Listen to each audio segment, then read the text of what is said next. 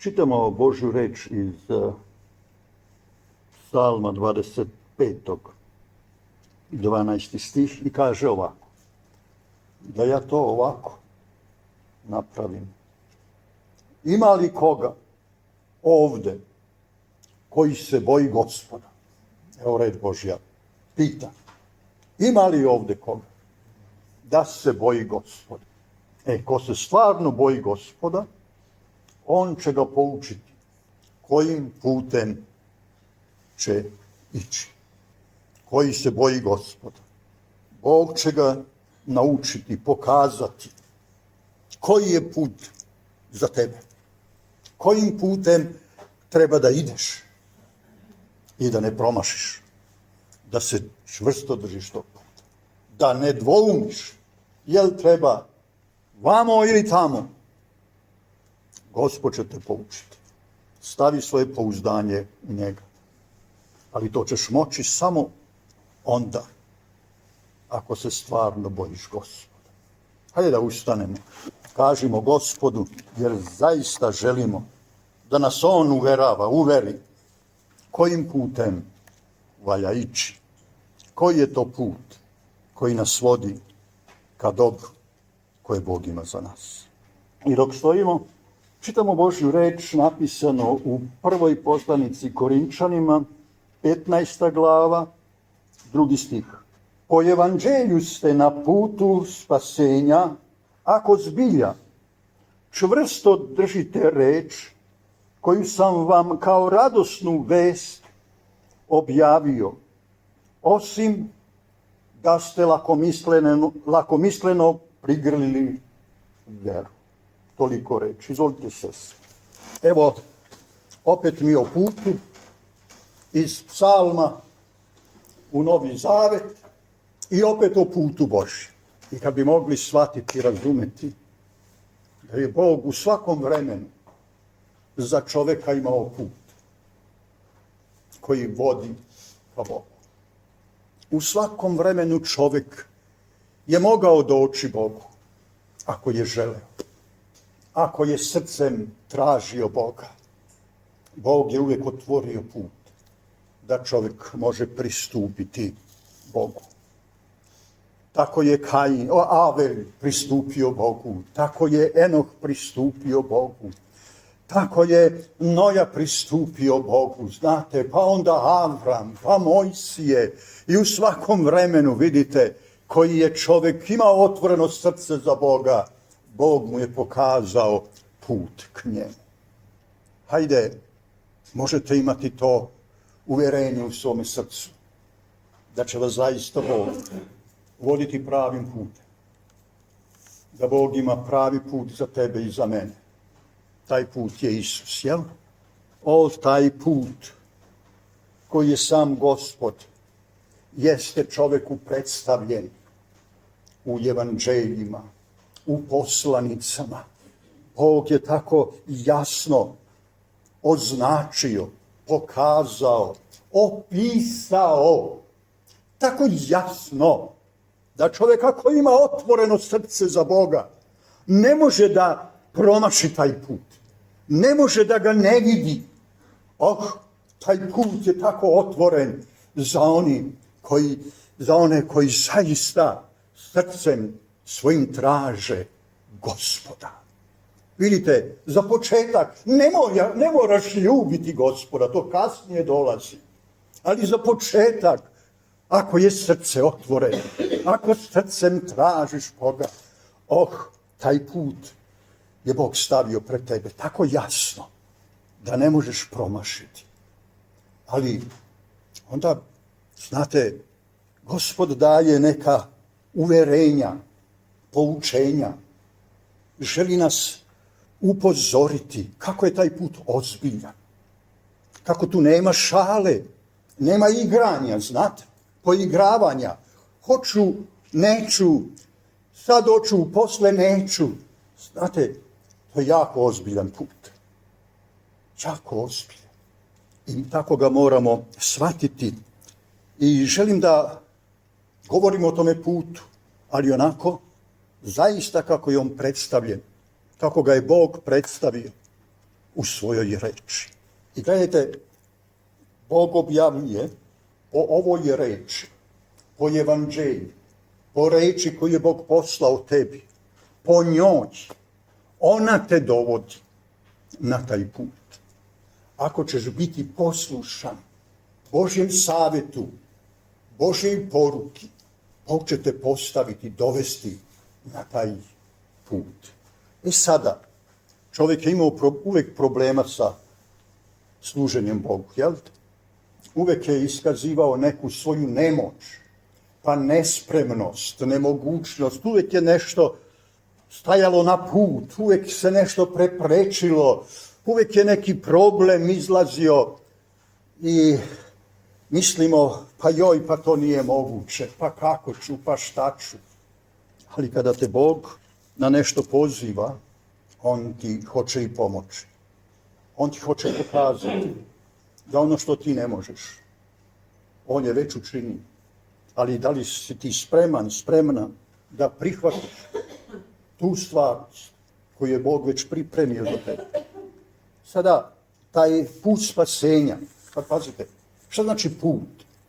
Hajde da kažemo, put je jedna linija koju moraš ići, jedan smer koji te negdje vodi. Put ti ukazuje da trebaš se pokrenuti iz jednoga mjesta i stići u drugo mjesto. I tako Bog, vidite, ima za nas put.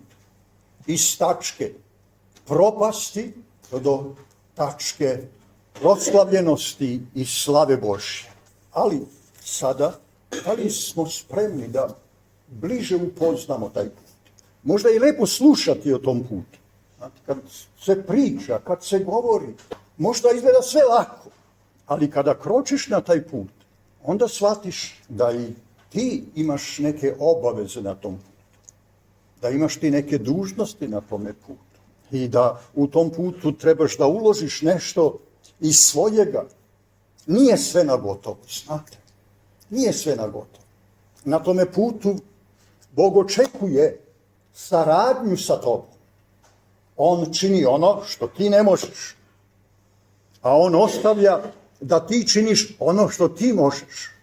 Ali da to činiš savjesno, predano, ozbiljno. To tako da činiš da Bog to može prihvatiti. I da Bog sa tim bude zadovoljan. I evo malo da govorimo o Božjem spasenju koje se ostvaruje. Sad pazite, to Božje spasenje za tebe i mene se ostvaruje na tom putu. Isus je već sve učinio. Znate što treba? Sve je učinjeno. Samo mi sad trebamo kročiti tom stazom, tim putem. Da doživimo, da se držimo te stvarnosti koju je Gospod već pripremio za nas. I mi onda kročimo tim putem i upoznajemo novu stvarnost, novi život. Sad, kako se stiže na taj put? Verom u Isusa Krista, jel? Prihvatanjem njega. Ali hajde da uvidimo šta znači biti spašen. Šta znači to Isus me je spasio? Ako me ne spasi, ne mogu biti na tom putu. Vidite? Ako me ne spasi, ne mogu biti na tom putu. Samo ako me Isus izbavi, ja mogu stati i krenuti, pazite, krenuti na tom putu. Ići dalje. Od čega da me izbavi? Dobro, od greha, da me izbavi od ropstva. Od ropstva greha. Jer bio sam u takvom stanju da sam morao biti takav kakav sam bio, jel? Grešan i u grehu. Rob greha. Pazite, ne možeš stati na put spasenja kao rob grehu. Isus te prvo oslobodi. Prvo te oslobodi od ropstva, pa te onda stavi na put spasenja. Pa kaže, sada si slobodan. Sada ne živiš više za greh, sada živiš za Boga. Sada živiš, sada je tvoj život za Boga. I htio bi da malo kažem, jer znate da je čovjek uvijek imao problema sa služenjem Bogu. I tamo kad je bio Mojsijev zakon, i znate zašto je čovjek imao problema? I pored zakona Božjeg, i pored moralnog zakona, i pored moralnog zakona u našoj savjesti, čovjek je imao problema ako hoće da služi Bogu. Zašto? Zašto čovjek zašto je imao tako veliki problem služiti Bogu? Pa zato što je telo bilo sklono grehu. Telo je bilo sklono grehu. To je bilo u prirodi tela, grešiti. A nije to ništa strašno. Tako sam rođen, jel? Ništa strašno, tako mora biti i to je to. Ali, sad pazite, to je sada ceniti Kristovu žrtvu. Sve što je Isus na križu učinio, znate, njegovu patnju, njegovu bol, ismejavanje njega, vređanje njega, trnova kruna, pa kopljem u rebra, pa šibanje, pa zakucavanje na križ. Tako je puno toga bilo, znate. Nije to samo bilo rimski, kriv si, zakucate i gotovo. Tu je bilo ismejavanja, ruganja. Vidi kruna, ti si car, a kruna od trnja, krv curi, jel? Niš čelo. Pa ti si rekao da si car, pa evo ti kruna. Hajde pomozi sebi, jel da? Sve je Isus to trpeo, podnosio. Nije se bunio. Znate zašto? Zato što smo mi imali problema sa grehom. Zato što smo imali sklonost ka grehu. I niko nas nije mogao od toga osloboditi ili pomoći nam u tome. On je došao da reši taj naš problem. I sve što je Isus učinio na krstu, znate, i što je bio sahranjen, učinio je radi naše grešnosti, radi našeg grešnog tela, da se to promeni, da to više ne bude tako u mom i tvom životu i u životu svakoga koji će verovati i prihvatiti Isusa. Više neće i ne mora biti kako je bilo, jer Isus je na križu do groba, vidite, rešavao i rešio taj silni problem koji je bio nerešiv, da ti i ja nemamo sklonost ka grehu, da nas greh više ne privlači. Naprotiv, da bežimo od greha, da bude neprihvatljiv za nas. Sad gledajte, sad biti spašen, znači biti oslobođen, prihvatiti Isusa, prihvatiti tu slobodu, prihvatiti njegovu žrtvu, sve što je on učinio za mene. I kad me je stavio na put spasenja, ja sam bio osposobljen kroz njegovu žrtvu da živim od toga mesta, od te tačke bez greha. Više ne moram služiti grehu. Više se ne pokoravam grehu. Sada sam kročio na put spasenja. Sad pazite nešto. Ovo što je Isus učinio na križu ima veze sa mojim i tvojim telom. I mnogi tu zastanu i misle to je sve spasenje. Ali ima dva dela spasenja. Ima oslobođenje od greha, ima spasenje koje se odnosi na telo, a onda ima deo spasenja koji se odnosi na dušu, na večnu dušu. I sad gledajte nešto. Jer smo krenuli putem spasenja.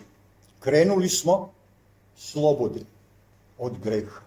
Duša je tamo kroz vaskrsenje primila novi život. Uklonjena je smrt duše. Jer grešno telo prouzrokuje smrt duše.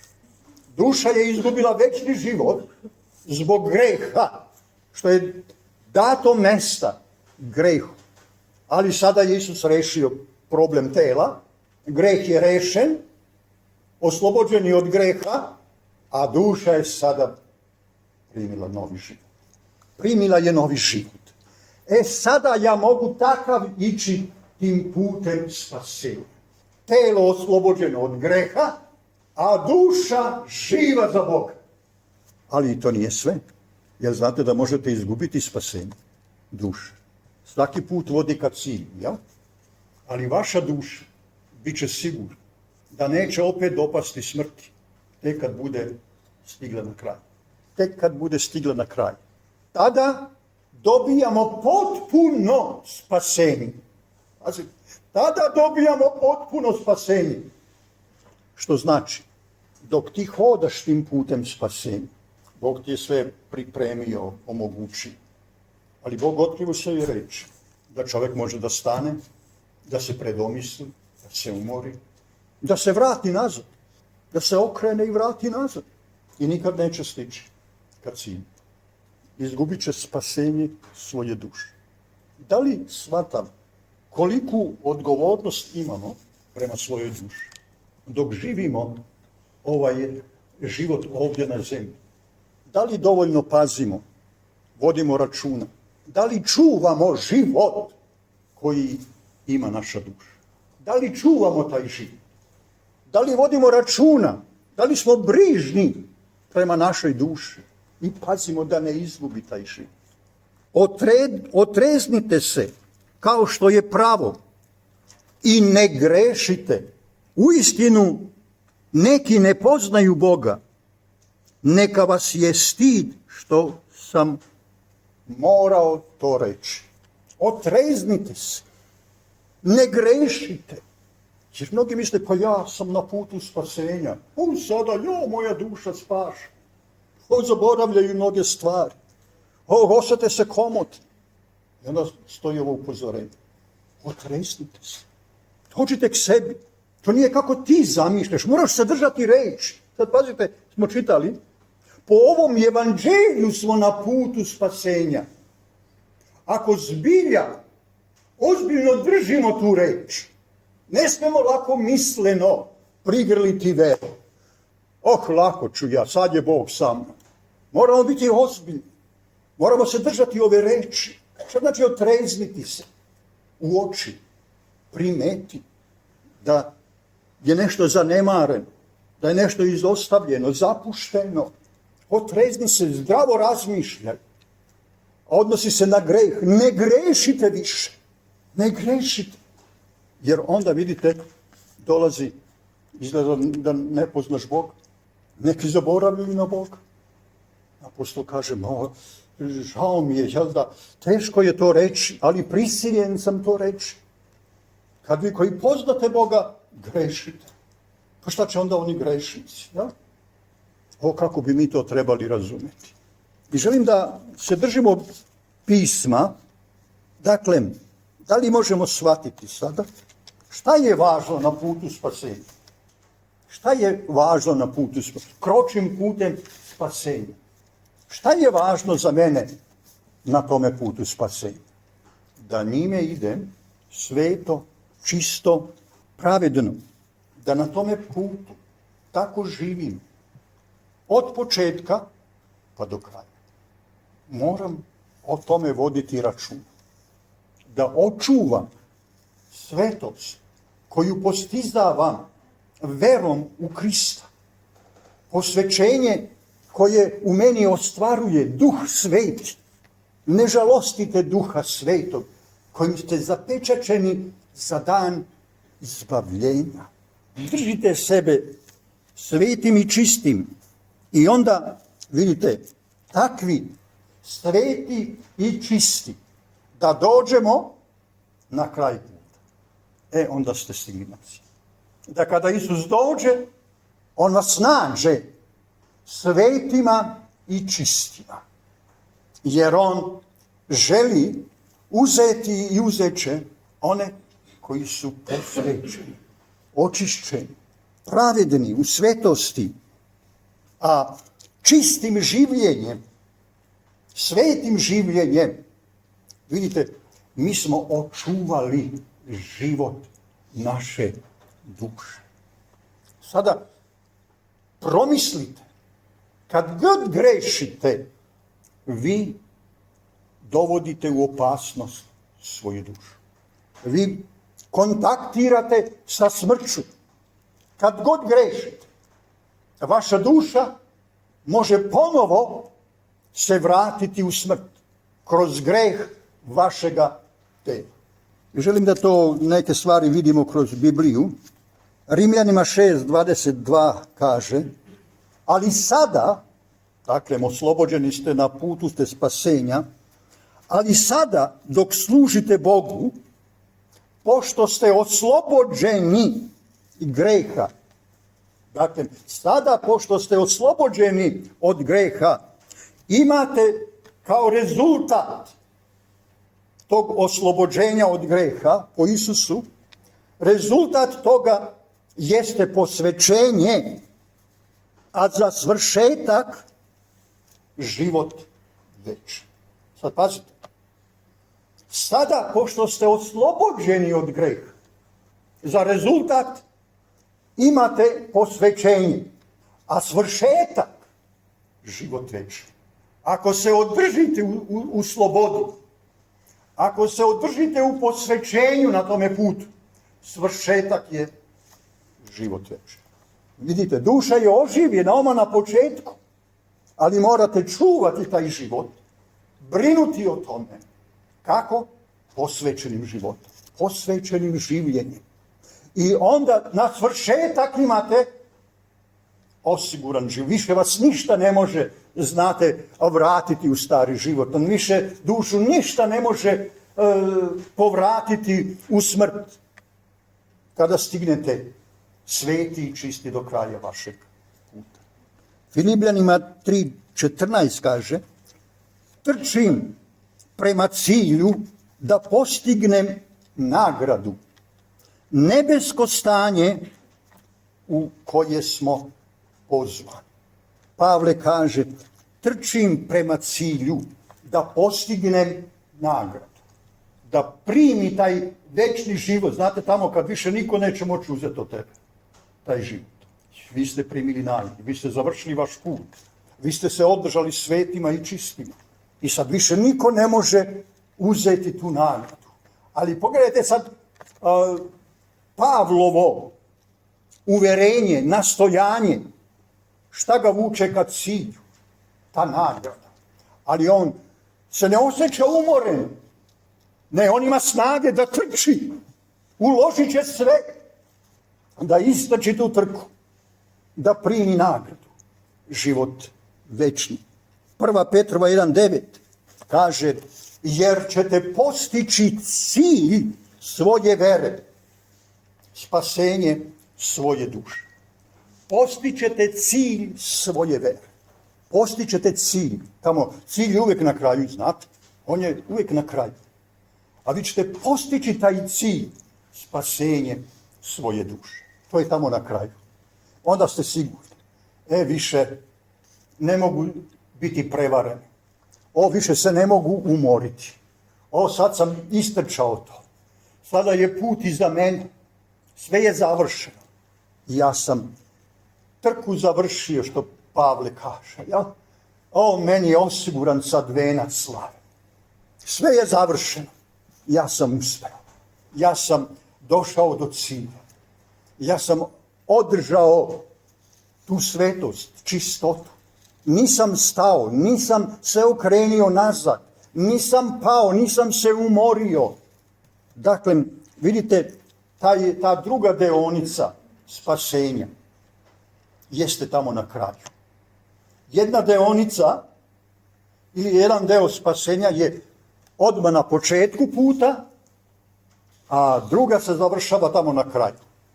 Ali dok idem tim putem, moja duša može doći u opasnost. I Rimljanima 8 tamo kaže, ako ponovo grešimo, umrećete. Ako ponovo grešimo, ako se vratimo grehu, umrećemo. Ne telo, nego duša. Duša koja je oživljena Kristovom žrtvom. Ako se vratiš grehu, ako te greh nadvlada, duša opet podleže smrti. Nema cilja. Propušten je cilj. nije dohvaćen cilj. Izgubljeno je spasenje. Dobro sam krenio, ali nisam dobro završio. Kaže Jevrejima 3.6. Ako čvrsto sačuvamo do kraja uzdanje u slavni ponos nade. A to je kraj, cilj. Ako čvrsto sačuvamo, sad pazite ovo, znate šta znači sačuvati? Nešto ti je povereno. Pazi, to moraš dobro čuvati. Pazi, to ne smeš izgubiti. Ako izgubiš, bit će tvoja velika šteta. Pazi šta radiš. Ne smeš biti nemaran prema tome. Dobro pazi, čuvaj to. Dakle, ako sačuvamo do kraja uzdanje u slavni ponos nade, o tamo na kraju je sve slavno, znate? Kad dođe taj kraj i znaš, ja sam se održao na tom putu. Ja sam dosegao cilj svoje vere. Moju dušu više ništa ne može odvojiti od toga. Više ne postoji ni jedna pretnja. Ni jedna pretnja više ne postoji kada stigneš na cilj. Dakle, hajde još Jevrejima 3.14 kaže, sačuvajmo tu nadu na večni život do kraja, do samoga svršetka. Čuvajte to. Čuvajte što vam Bog vas je pozvao na tu stvarnost. Dakle, ovo je jako ozbiljno. Shvatite vaš život. Shvatite svaki dan ozbiljno da trebamo u svakome danu paziti na ovo. Čuvati sebe. Čuvati sebe od greha. Čuvati sebe čistima od greha. Svetima. Ugodnima Bogu. Svaki dan. I ići tako kroz ceo život. Ne jedan dan, ne 2 dana. Svaki dan. Svaki dan imamo zaduženje da pazimo na svoju dušu. Jer možemo izgubiti taj dragoceni život za koji je Isus dao svoj život na križu, znate, da bi mi imali večni život. I evo, pazite, ovo je još, ako idete kroz pismo, naći ćete najozbiljnije stvari, znate, koje mi trebamo zaista držati u našem životu, u svakome danu. Držati se ove reči, znate. Jer pazite, mi smo izloženi i ljudskim rečima. I da kažem po znakom navoda prijateljskim rečima. Imaš i prijatelj koji će te odgovarati od ovoga. Ma nije to tako ozbiljno, ma možeš ti. A da li ti je prijatelj? Znate, mi to moramo prosuditi. Postoji ljudska reč koja te može odvojiti od ove stvarnosti. Ali Bog kaže, vi se držite moje reči. Ja sam put, istina i život. Držite se mene. Tu ne važi, znate, mišljenje ljudi, uveravanja ljudi. Ovdje važi reč Gospodina. Samo ona donosi život mojoj duši.